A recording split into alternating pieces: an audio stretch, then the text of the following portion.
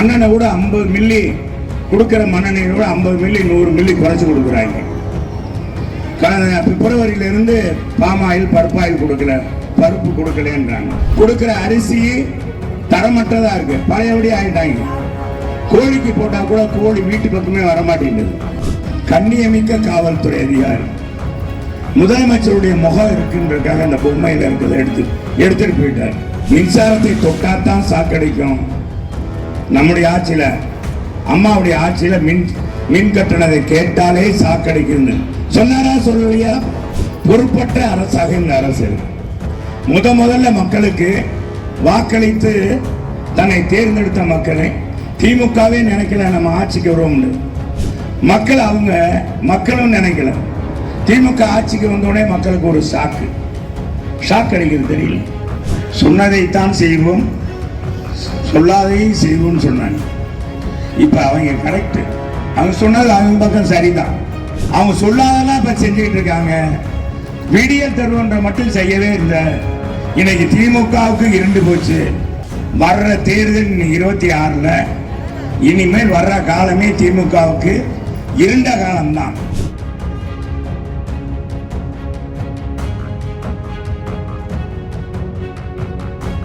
மண்ணெண்ணை கூட 50 மில்லி கொடுக்கிற மண்ணெண்ணெயை கூட 50 மில்லி 100 மில்லி குறைச்சு கொடுக்குறாங்க.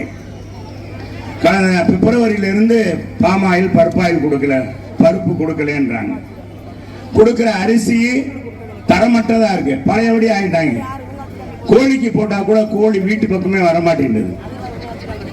என்னங்கம்மா, நாய்க்கு போட்டா நாய் வாழை நிமித்திக்கிட்டு கோவிக்குது. இப்ப அப்படி ஓடி போயிடும்.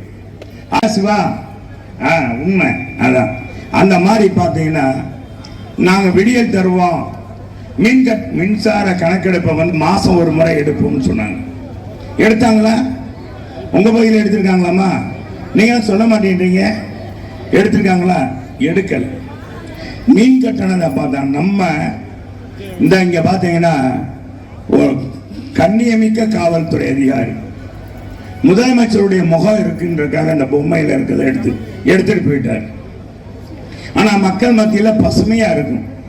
என்ன, நம்ம அம்மாவுடைய ஆட்சியில மத்தியில இருக்கிற மின்துறை வாரியம் மின் கட்டணத்தை உயர்த்தணும்னு சொல்லி நமக்கு தாக்கீது அனுப்பும் போது அது குறித்து தான் நம்ம முதலமைச்சர் எடப்பாடியார் பேசினார். பேசினதுக்கு என்ன ஏற்பட்டது? உடனே வானத்துக்கும் பூமிக்கும் குதிச்சு நம்ம அன்னைக்கு எதிர்கட்சி தலைவராக இருந்த மாண்பு முதலமைச்சர் மின்சாரத்தை தொட்டாத்தான் சாக்கடிக்கும். நம்முடைய ஆட்சியில, அம்மாவுடைய ஆட்சியில மின் கட்டணத்தை கேட்டாலே சாக்கடிக்குன்னு சொன்னாரா சொல்லலையா? இன்னைக்கு இவங்க ஆட்சிக்கு வந்து 3 முறை மின் கட்டணத்தை உயர்த்திட்டாங்க. உயர்த்திருக்காங்களா இல்லையா? உயர்த்திருக்காங்க. இந்த மாதிரி பார்த்தீங்கன்னா பொறுப்பற்ற அரசாக இந்த அரசு இருக்கு. முதல்ல மக்களுக்கு வாக்களித்து தன்னை தேர்ந்தெடுத்த மக்களை திமுகவே நினைக்கல நம்ம ஆட்சிக்கு வருவோம். மக்கள் மக்களும் நினைக்கல. திமுக ஆட்சிக்கு வந்தோடனே மக்களுக்கு ஒரு ஷாக் அடிக்கிறது. தெரியல, பாத்தீங்கன்னா சித்தம் பாருங்க, அறிக்கை லைட்டு. இனி இவங்க ஆட்சியில அறிக்கை லைட்டு தானே நமக்கு சிறந்ததுன்னு வச்சிருக்காரு. இன்னைக்கு உயர்த்திருக்காங்க. இதை கண்டிச்சு தான் நம்ம நடத்தணும். நம்ம ஏத்தாத கட்டணத்துக்கு தான் நம்ம இங்க இருக்கிற நம்ம முதலமைச்சர், பொம்மை முதலமைச்சர் பாத்தீங்கன்னா வானத்துக்கும் பூமிக்கும் போயிடுச்சு. இன்னைக்கு ஏற்றி இருக்கிற அவரை கண்டித்து தான் இந்த ஆர்ப்பாட்டம். அது மட்டுமல்ல, இப்ப ஏப்ரல் மாசம் முதல் நியாய விலை கடையில் அத்தியாவசிய பொருட்களை கொடுக்கல.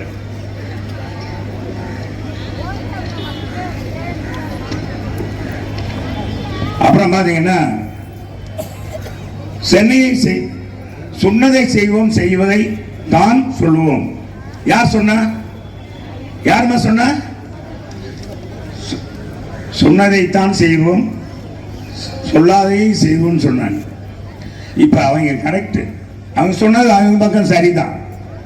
ஏன்னா அவங்க சொல்லாதெல்லாம் இப்ப செஞ்சுட்டு இருக்காங்க. விடியல் தருவன்ற மட்டும் செய்யவே இல்லை. இன்னைக்கு திமுகவுக்கு இருண்டு போச்சு. வர்ற தேர்தல் 26ல, இனிமேல் வர்ற காலமே திமுகவுக்கு இருண்ட காலம்தான். இனி இருண்ட காலம்தான்ப்பா. நமக்கு தான் வெளிச்சம், நம்ம மக்களுக்கு வெளிச்சம் கொடுக்கணும்னா அண்ணன் எடப்பாடியார் தலைமையில் ஆட்சி அமையணும். இதுதான் இந்த நேரத்தில் நான் சொல்லக்கூடியது. இதுபோன்ற செய்திகளை மேலும் தெரிந்து கொள்ள எங்களது யூடியூப், ஃபேஸ்புக் மற்றும் ட்விட்டர் ஆப்களை சப்ஸ்கிரைப் செய்யவும்.